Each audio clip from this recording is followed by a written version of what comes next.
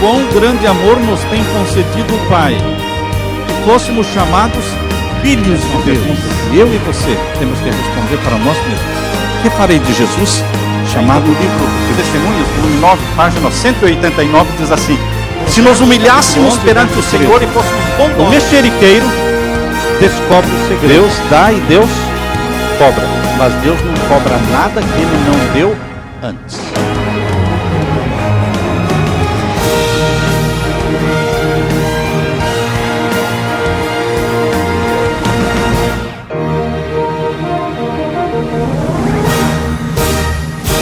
Pai querido que estás nos céus, humildemente estamos aqui na Tua presença, para dar glória ao Teu nome, pelo privilégio de estarmos vivos, Te adorando, apresentando-Te nossos agradecimentos e nossos pedidos também.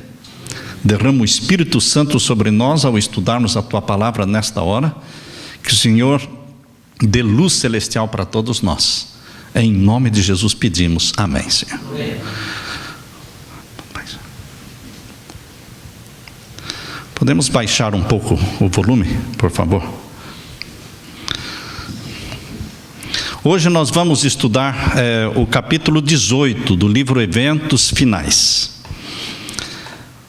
O capítulo 18 começa falando sobre a grande angústia.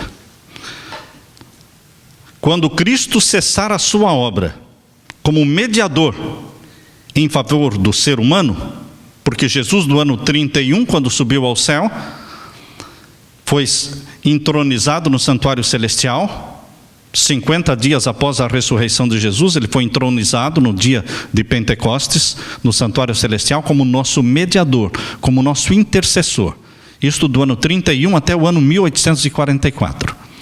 Em 1844, 22 de outubro, ao ele passar para o lugar santíssimo, ele iniciou uma obra de juízo, oficiando como juiz. Então ele acumulou duas funções, mediador e agora juiz também. Mas o capítulo 18 começa dizendo que quando Jesus cessar a sua obra como mediador, quando ele vai cessar a sua obra como mediador? Quando, lá em Apocalipse capítulo 8, verso 5, quando ele lançar o incensário sobre a terra, ele cessa a sua obra como mediador. O mediador tem um incensário de ouro na mão, no qual ele intercede oferece incenso, que representa as orações dos santos, e intercede pelos santos. Quando Jesus lançar o incensário sobre a terra, Apocalipse 8:5, ele cessa a intercessão. A graça deixa de existir. Por isso, eu estou explicando para a gente entender bem esta frase inicial. Quando Cristo cessar a sua obra como mediador em favor do ser humano, então começará este tempo de angústia. Quando termina a graça, começa um tempo de angústia qual nunca houve. E alguém pode perguntar, mas então a angústia não começa antes? A angústia começa antes. Quando for aprovado o decreto dominical, começa uma perseguição contra os que guardam os mandamentos de Deus. Mas, queridos, esta angústia ela vai se intensificando, e quando a porta da graça se fechar, começa um tempo de angústia maior ainda. Porque agora, depois que a porta da graça se fechar, depois que Jesus terminar a sua obra de intercessão no céu, vem um outro decreto. O primeiro decreto foi o decreto dominical. O segundo decreto será o decreto de morte contra os guardadores do sábado. Por isso vem uma angústia maior, chamada de angústia de Jacó. Então nós temos que entender isso, para não pensar que a angústia só virá depois que a porta da graça se fechar, não. Ela vem antes, mas aquela se refere à grande angústia, que é chamada angústia de Jacó. E então, na sequência, o texto diz assim: estará então decidido o caso de todas as pessoas, e não haverá sangue expiatório para purificar o pecado. Quando Jesus lança o incensário sobre a terra, não tem mais sangue expiatório para oferecer a favor de ninguém. Não há mais graça, não há mais intercessão. Ao deixar Jesus sua posição como intercessor junto a Deus, faz-se então o solene anúncio. Qual é o anúncio? De Apocalipse 22, verso 11. A quem é injusto, faça injustiça ainda. E quem está sujo, suje-se ainda. E quem é justo, faça justiça ainda. E quem é santo, seja santificado ainda. Apocalipse 22, verso 11. Então o espírito repressor de Deus. Qual é o espírito repressor de Deus? Os 4 anjos. Lembram-se de Apocalipse capítulo 7, onde fala que tem 4 anjos segurando os 4 ventos para que não haja guerras e destruições, até que o povo de Deus seja selado na sua fronte com o selo do Deus vivo. Então, quando Jesus terminar a intercessão, o espírito repressor de Deus será retirado da terra. E então os 4 anjos soltarão os 4 ventos, e Satanás fará a obra que ele sempre desejou fazer, de destruição, de tragédia. Quando se encerrar a mensagem do terceiro anjo, qual é a mensagem do terceiro anjo? Apocalipse capítulo 14 diz lá, a primeira, a segunda e a terceira mensagem. Lá no verso 9, verso 10, verso 11 diz: se alguém adorar a besta ou a sua imagem, e receber na sua mão ou na sua testa o sinal da besta, este também beberá do vinho da ira de Deus sem mistura, e será atormentado com fogo e enxofre. Esta é a mensagem de advertência pesada. Este é o último apelo de Deus para uma raça humana que está para ter o seu destino eterno selado, para a vida ou para a morte. Este é o último apelo, a mensagem angélica. Quando for pregada essa mensagem e todos fizerem a sua decisão, quando se encerrar a mensagem do terceiro anjo, a misericórdia não mais pleiteará em favor dos culpados habitantes da terra. Não mais misericórdia agora, não mais graça. O povo de Deus terá cumprido a sua obra. Que obra? Pregar as 3 mensagens angélicas. E o povo de Deus recebeu o quê? A chuva serôdia. A chuva serôdia é aquela pela qual nós estamos clamando dia e noite. Todas as manhãs eu peço o batismo do Espírito Santo, porque o batismo do Espírito Santo não ocorre uma vez na nossa vida. A chuva serôdia deve ser derramada diariamente na sua vida. E alguém me pergunta: quando é que eu sei que eu estou sendo batizado pelo Espírito Santo? Quando você, rompendo com seus pecados conhecidos, você clama pelo batismo do Espírito Santo, você começou a receber. Pediu, recebe. Buscou, encontra. Bateu, a porta se abre. Você tem que crer que aquele que pede, recebe. A chuva serôdia, o refrigério pela presença do Senhor. E acha-se preparado para a hora decisiva que diante dele está. Que hora decisiva é esta que está diante daqueles que forem batizados pela chuva serôdia do Espírito Santo? Eles terão que viver após o fim da graça, após o fechamento da porta da graça, eles terão que viver sem intercessor no santuário celestial, porém cheios do Espírito Santo. O Espírito Santo se retira dos habitantes da terra e se acumula no povo de Deus, nos santos do Altíssimo, que sempre e eternamente serão templos do Espírito Santo, nunca deixarão de ser templos do Espírito Santo. No céu, anjos apressam-se de um lado para o outro. Um anjo que volta da terra anuncia que a sua obra está feita. O mundo foi submetido à prova final, e todos os que se mostraram fiéis aos preceitos divinos receberam o selo do Deus vivo. Apocalipse 7, verso 2. A última obra, antes da porta da graça se fechar, é o selamento do povo de Deus. Primeiro as primícias são seladas, depois a grande multidão convertida na hora 1/10 é selada também.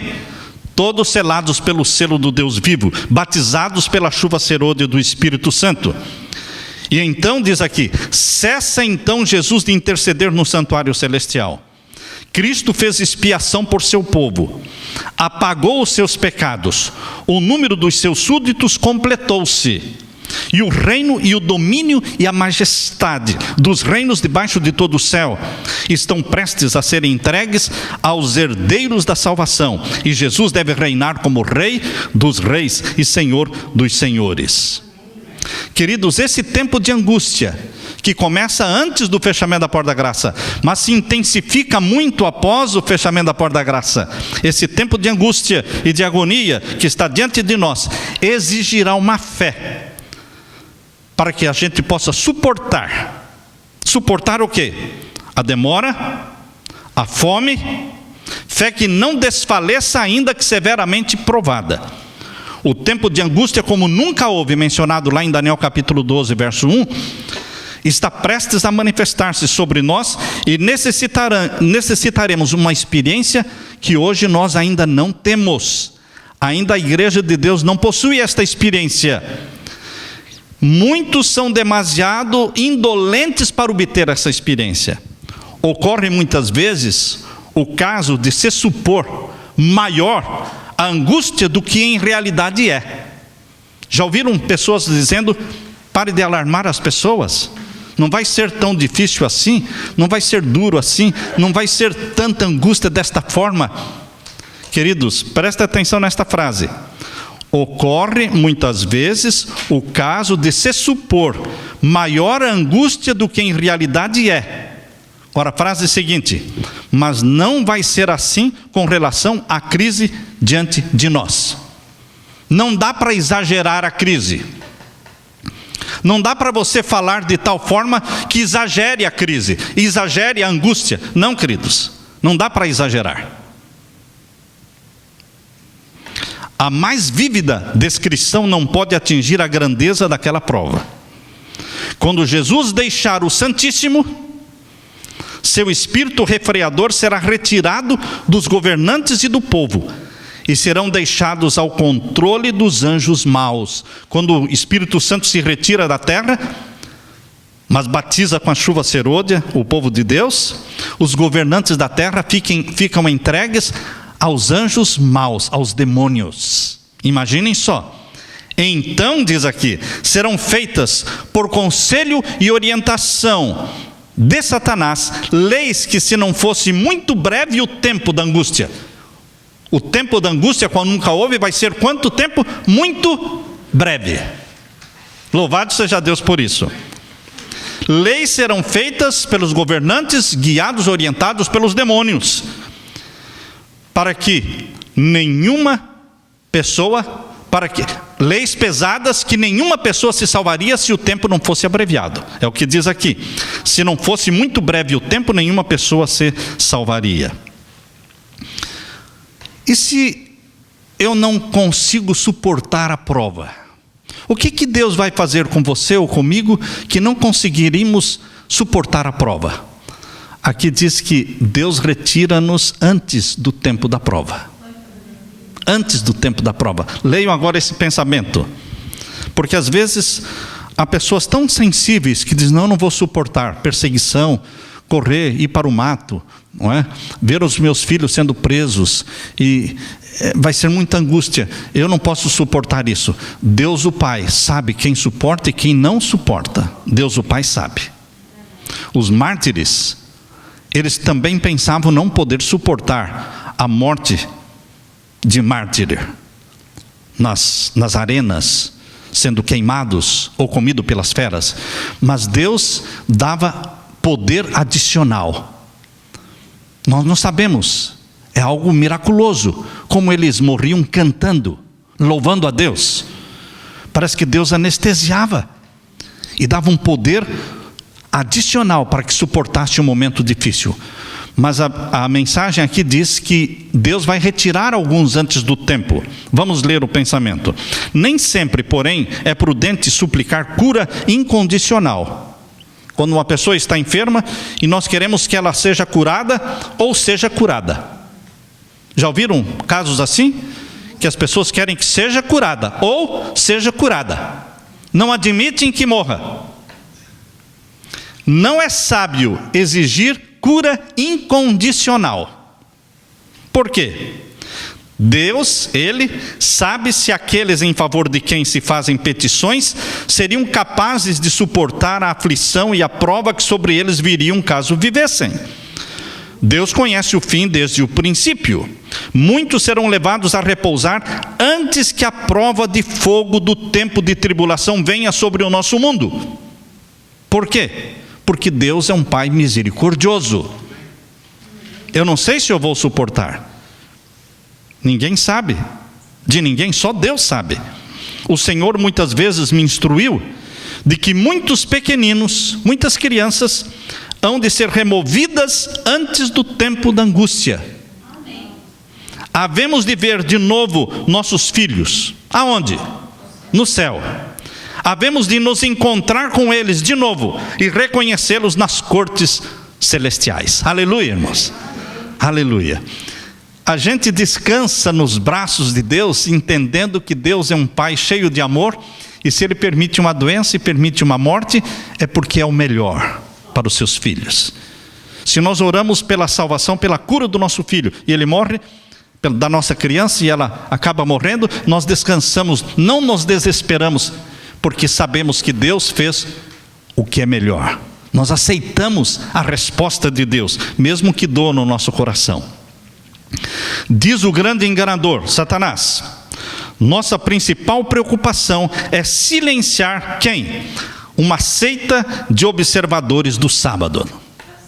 Finalmente teremos uma lei para exterminar a todos os que não se submeterem à nossa autoridade.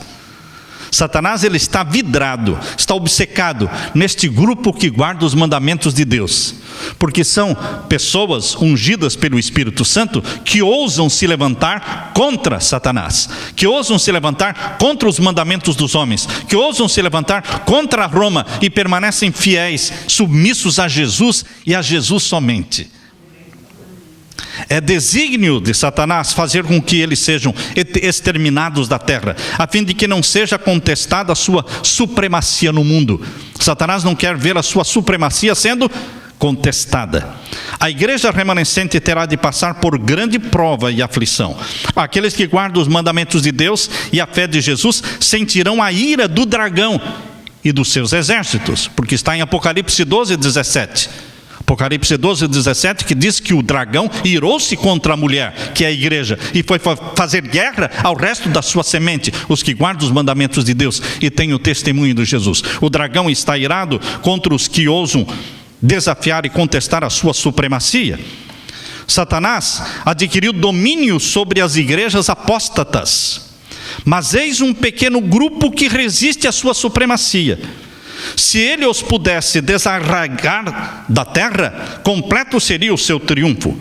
Como influenciava as nações pagãs para destruir Israel, assim num futuro próximo, ele, Satanás, incitará as maléficas potências terrestres para destruir o povo de Deus.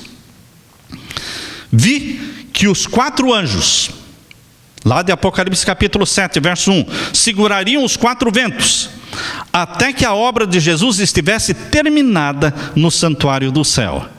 E então viriam as 7 últimas pragas.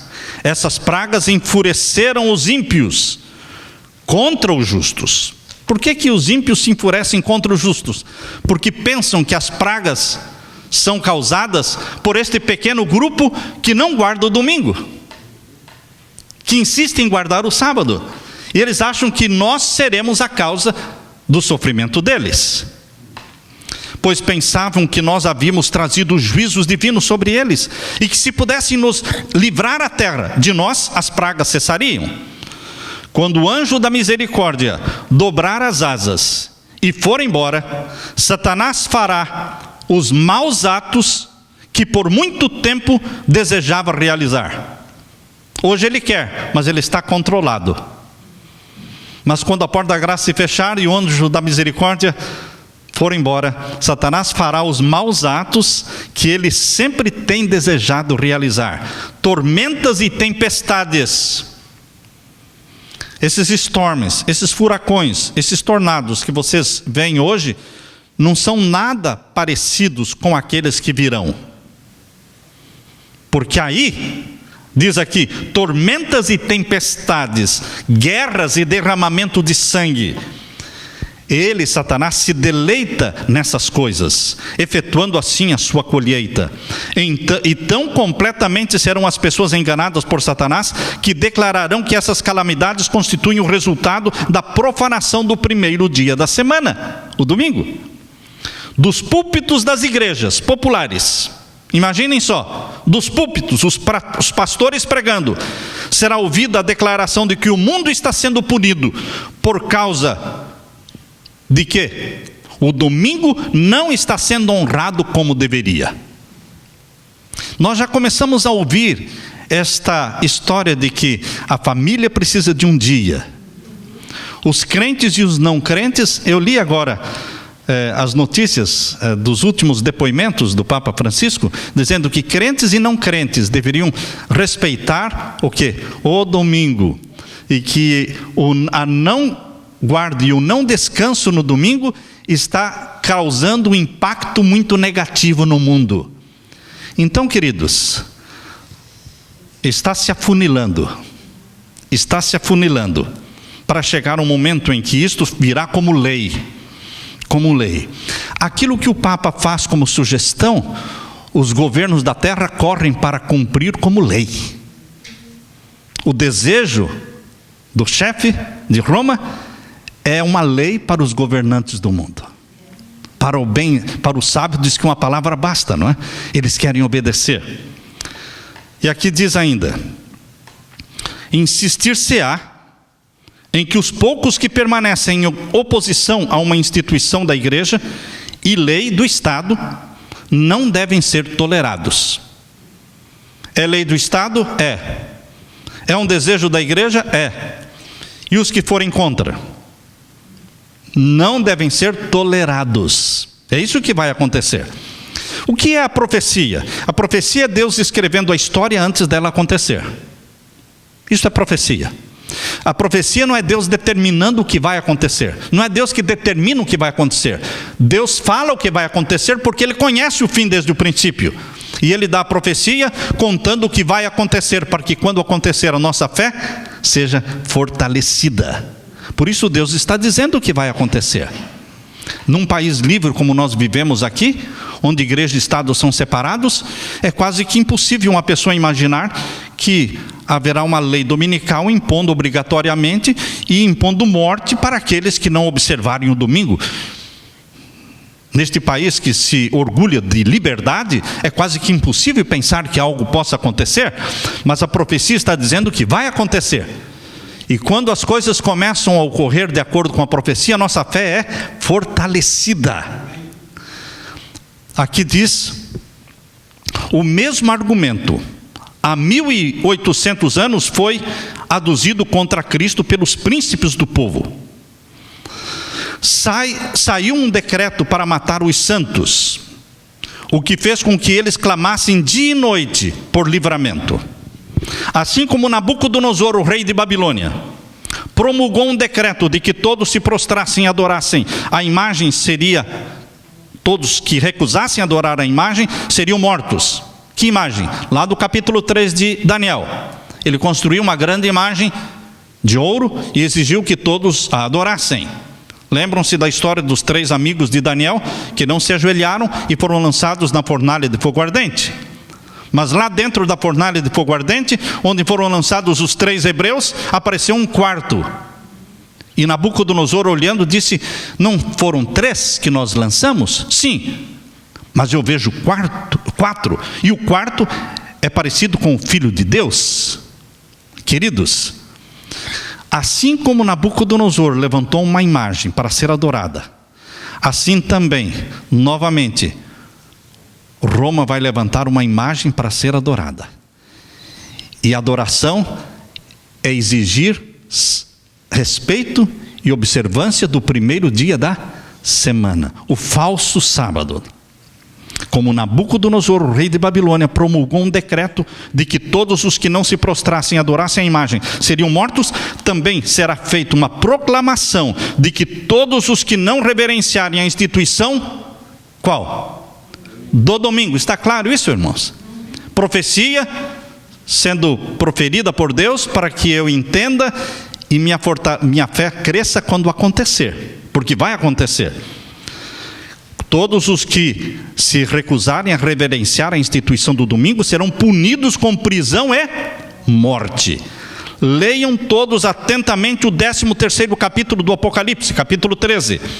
Pois ele tem que ver com todo ser humano, grande ou pequeno. Apocalipse 13 fala sobre o decreto dominical.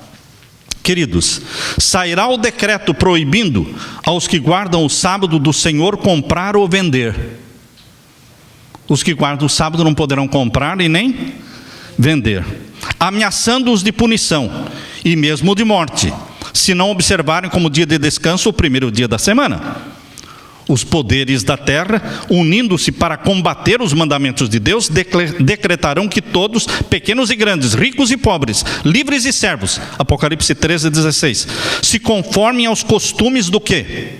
Da igreja. Não aos costumes da Bíblia, aos costumes da igreja.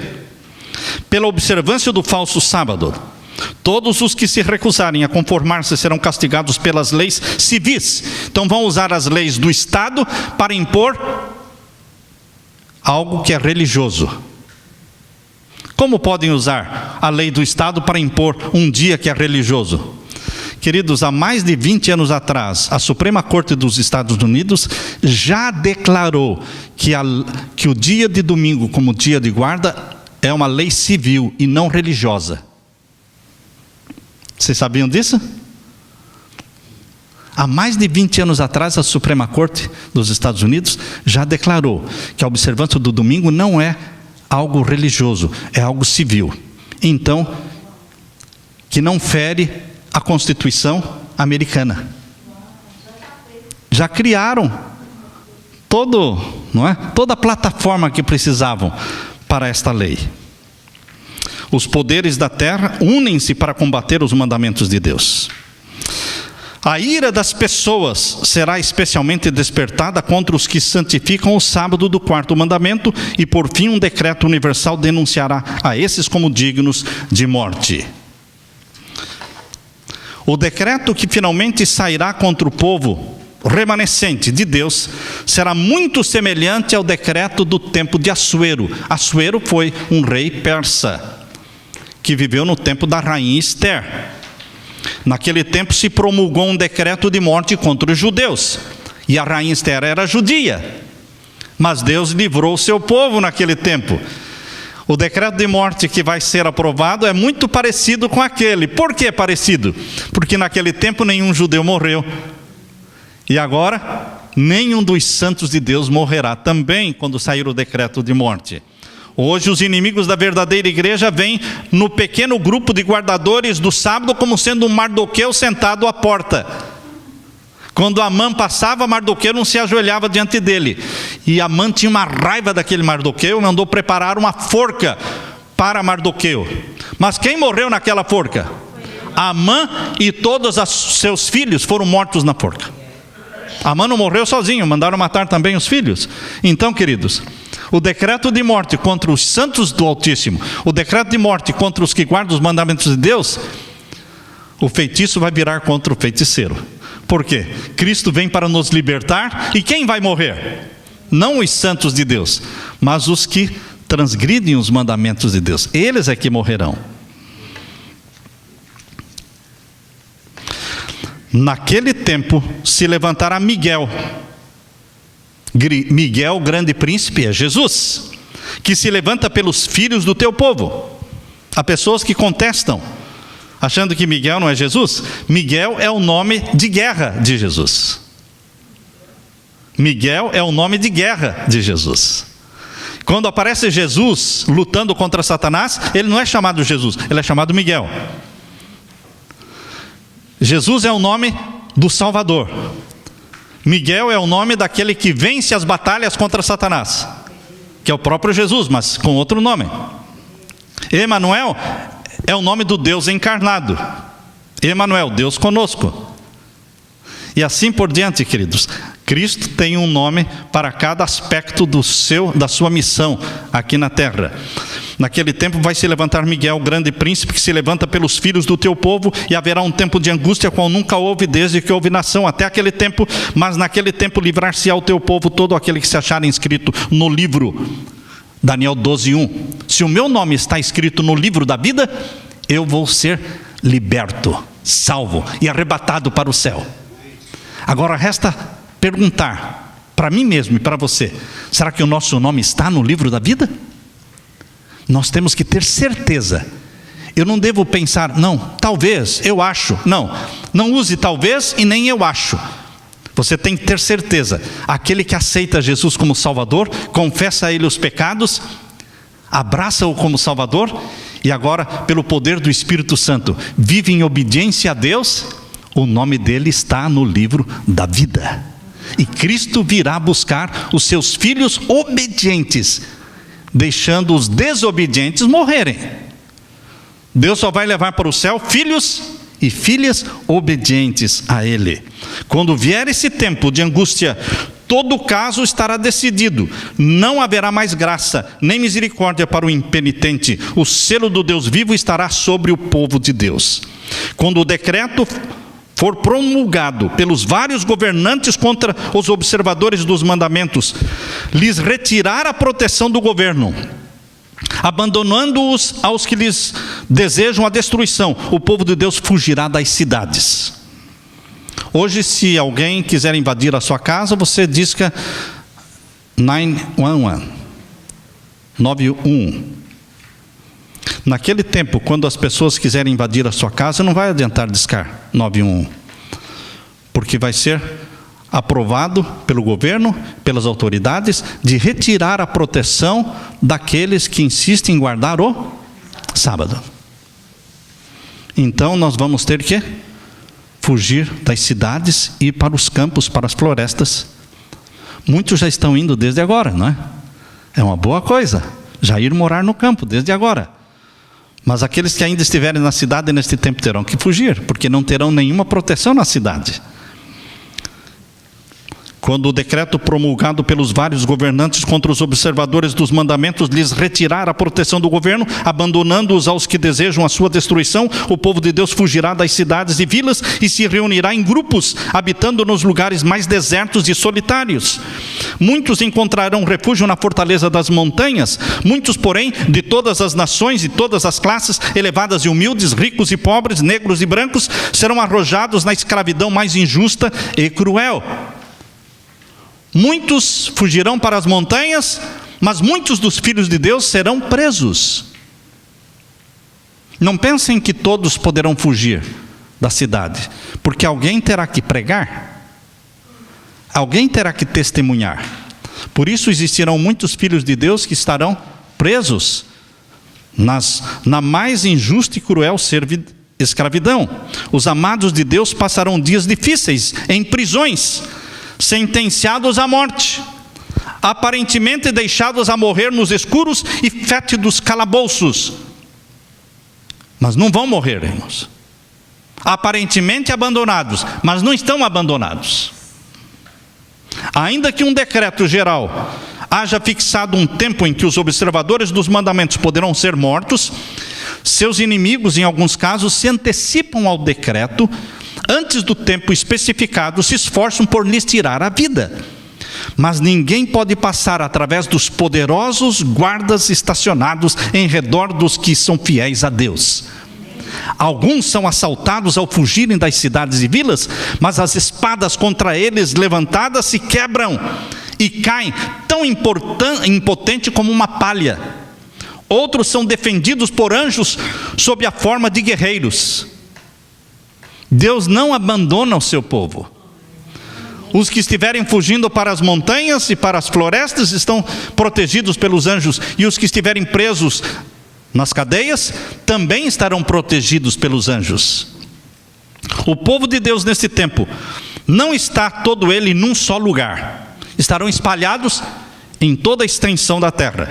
Essas pessoas se encontram em grupos diferentes em todas as partes da terra e serão provadas não em grupo. Presta atenção agora. As pessoas não serão provadas em grupo, mas individualmente. Cada um terá de resistir à prova por si mesmo. Não é falar, não, se você ficar firme eu fico também. Queridos, cada um tem que ter a certeza da fé em Jesus e a certeza de que é filho de Deus e saber responder por que ele obedece os mandamentos de Deus. A decisão é pessoal. A fé dos membros individuais da igreja será provada como se não houvesse outra pessoa no mundo. Minha esposa terá que dar razão da sua fé. Eu terei que dar razão da minha fé. Casas e terras serão de nenhuma utilidade para os santos no tempo da angústia. De que vai adiantar casas e terras? Para nada. Pois terão de fugir diante das turbas enfurecidas, e nesse tempo suas posses não poderão ser liberadas para o avanço da causa de Deus, a pregação da verdade. Nesse tempo não adianta mais. Vi que se alguém se apegar à sua propriedade, presta atenção nisso, vi que se alguém se apegar à sua propriedade, suponhamos que você tem 2 casas, 3 casas, 4 casas, uma fazenda, 2 fazendas, não é? Poupança, enfim, todo mundo procura ter a sua poupança. Vi que se alguém se apegar à sua propriedade e não inquirir, não perguntar ao Senhor quanto ao seu dever de vender ou não vender, e quando vender e por quanto vender, ele não pergunta, ele não busca saber de Deus, ele, Deus, não fará conhecido esse dever. Deus não vai falar para você quando vender e por quanto vender se você não perguntar. Se você não quiser, de coração sincero, investir dinheiro na obra do Senhor. Aqui diz, ele não fará conhecido esse dever, sendo-lhes permitido conservar a sua propriedade, e no tempo da angústia isso virá sobre eles como o quê? Uma montanha para esmagá-los, e eles procurarão dispor dela, mas não será possível. Sabe quando você não quer ficar com aquilo na mão mais e está dando para alguém, virou uma batata quente na sua mão agora, e você quer dar e ninguém quer. Não adianta mais, você não pode vender. E aquilo que você acumulou, e a porta da graça se fechou, aquilo vai esmagar você com uma montanha, porque fala contra você. Queridos, é tempo de nós começarmos a perguntar. Não acredite nos pastores e não acredite em pessoas que dizem que você tem que vender isso, vender aquilo. Não. Pergunte para Deus. Deus não vai falar com você através do pastor. Deus vai falar com você pessoalmente. O Espírito Santo vai impressionar a sua mente de quando vender, por quanto vender. E onde investir o dinheiro. Onde colocar? Onde está precisando mais? Isso é uma obra pessoal. O Espírito Santo age individualmente com cada um. Se desejassem ser ensinados, diz aqui, ele os ensinaria em tempo de necessidade, quando vender e quanto vender. Quando e quanto vender. Agora é demasiado tarde para pegar-se a tesouros terrenos. Quando é que Deus mandou a sua serva escrever isso? Em 1901. Em 1901, Deus pediu para a sua serva escrever, agora é demasiado tarde para se apegar a tesouros terrenos. E se eu perguntar agora, o que falar então de 2014? Se em 1901, Deus estava dizendo, não coloque o coração nos tesouros da terra, não é tempo de acumular. Em 2014, milhares de filhos de Deus estão planejando comprar isso e comprar aquilo, e vai acumulando e acumulando. Quem tem, quer ter mais. Isso é insaciável, não tem limites. E Satanás mantém os filhos de Deus ocupados com os bens da terra, e esquecem que estão aqui para pregar o Evangelho, para preparar a família para o céu, e preparar um povo para a volta de Jesus. Angústia de Jacó, queridos, só pode ser entendida esta angústia se nós entendermos a história de Jacó. Jacó estava vindo por ordem de Deus, voltando da Mesopotâmia, voltando para a terra dos seus pais, por ordem de Deus, quando ele recebeu a notícia de que Esaú estava vindo ao encontro dele, para tirar uma desforra. 20 anos antes, quando ele saiu de casa, ele saiu como um enganador, trapaceiro. Ele enganou Esaú. Esaú jurou matar Jacó. E agora Jacó voltava com com as suas esposas, com seus filhos e com muito gado, com muito rebanho, muita riqueza. Deus falou para ele que era para voltar, mas agora Esaú vem contra ele, querendo matá-lo. E ele passou a noite toda em oração, lutando com um mensageiro celestial que veio até ele, e ele não sabia que era um mensageiro celestial. No escuro ele lutava com esta pessoa, lutava com este ser, mas ele não conseguia. E foi quando estava para amanhecer o dia, o anjo do Senhor, era o próprio Jesus que estava ali, tocou na junta dele e deslocou. Aí pronto, aí Jacó não conseguiu lutar mais nada, mas aí ele sentiu que não era um ser natural, era um ser sobrenatural. Ele se agarrou neste ser, porque Jesus falou: é hora de eu ir embora, porque está raiando o dia. Mas ele se agarrou e disse: eu não te deixarei ir se não me abençoares. Queridos, foi ali que Jacó pediu perdão? Não. Jacó já tinha pedido perdão. Jacó já tinha sido abençoado pelo Senhor. Deus já tinha conversado com Jacó várias vezes. Foi atendendo um pedido que Deus lhe fez, que ele estava voltando para a casa do seu pai. Mas por que ele disse: eu não te deixarei ir se não me abençoares? Porque ele queria uma confirmação da bênção. A angústia de Jacó, queridos, vai ocorrer depois que a porta da graça se fechar. E não é uma hora de receber perdão, porque não vai ter mais perdão para ser dado. Não será uma hora de confessar pecados, porque tudo que nós tínhamos que confessar, já confessamos antes da porta da graça se fechar. Mas o que vai acontecer na hora da angústia de Jacó? Quando o decreto de morte for aprovado contra nós, contra o povo de Deus que guarda os mandamentos de Deus, nós tremeremos e nós vamos nos agarrar a Deus com oração e com lágrimas e pedir a bênção de Deus, a confirmação de que o Senhor está conosco. É a confirmação da bênção que Jacó recebeu. É a confirmação da bênção e da presença de Deus ao seu lado que você vai buscar e vai receber nesta hora da angústia de Jacó. Mas ao mesmo tempo em que tem uma profunda intuição da sua indignidade, os filhos de Deus têm uma profunda intuição da sua indignidade, não possuem falta oculta para revelar.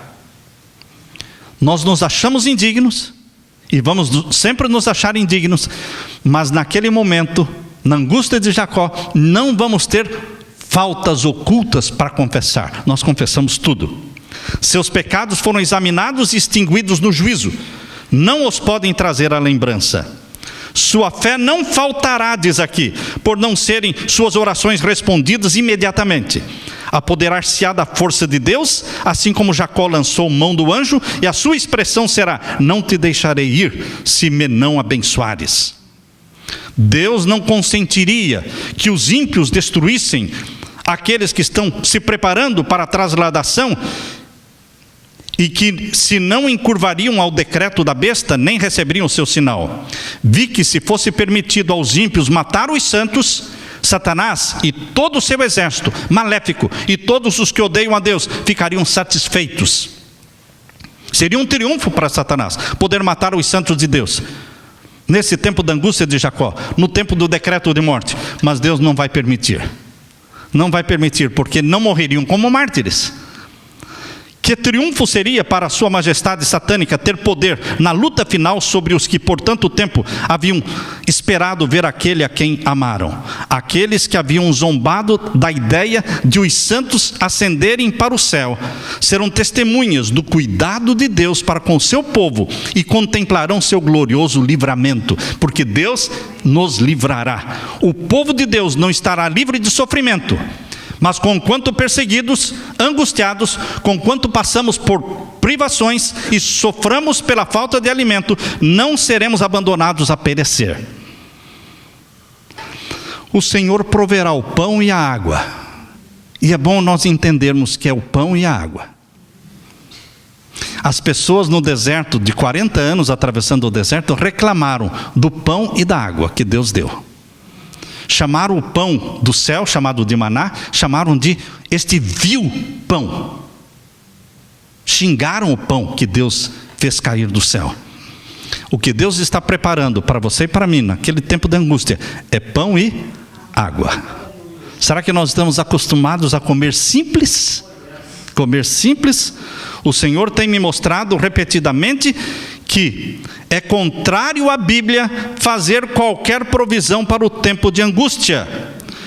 Vi que se os santos tivessem alimento acumulado por eles no campo, no tempo da angústia, quando a espada, a fome e a pestilência estão por toda a terra, seria tomado deles por mãos violentas e estranhos ceifariam seus campos. Há pessoas que me escrevem perguntando: deveríamos fazer provisão? Guardar alimento? Nem alimento e nem dinheiro. Não seria útil. O povo de Israel que atravessou o deserto não foi sustentado pela comida que trouxeram do Egito, irmãos, em bagagens, em freezers, né? Freezers. Existe uma igreja que tem no subterrâneo, os mormons têm subterrâneos enormes, onde tem milhares e milhões de toneladas de comida, de tudo que precisa. Queridos, nós não precisamos fazer provisão, porque nosso pão e a nossa água serão certos. Será para nós, então, tempo de confiar inteiramente em Deus, e Ele nos sustentará. Vi que nosso pão e nossa água serão certos nesse tempo, e que não teremos falta nem padeceremos fome, pois Deus é capaz de estender para nós uma mesa no deserto. Se necessário, Ele enviaria corvos para alimentar-nos, como fez com Elias, ou faria chover maná do céu, como fez com os israelitas. Pão e água é tudo o que foi prometido ao remanescente fiel de Deus. Agora, queridos, na página 153, eu estou pulando porque o capítulo é bem longo. Aqui fala do povo de Deus. Enquanto reinar Satanás, bem no começo da página 153, batalha contra o próprio eu. Enquanto reinar Satanás, teremos de subjugar o próprio eu. O sermão que eu preguei sábado passado, o título foi A Cruz Escondida. E a cruz escondida que o cristão carrega é para crucificar não os outros, é para crucificar o nosso eu. Nosso eu é muito forte, muito egoísta. Eu em primeiro lugar. Em segundo lugar, o eu. Em terceiro lugar, o eu de novo. Queridos, vejam o que Deus está dizendo aqui. Enquanto reinar Satanás, teremos de subjugar o próprio eu e vencer os pecados que nos assaltam. Enquanto durar a vida, não haverá ocasião de repouso, nenhum ponto em que possamos atingir e dizer: alcancei tudo completamente.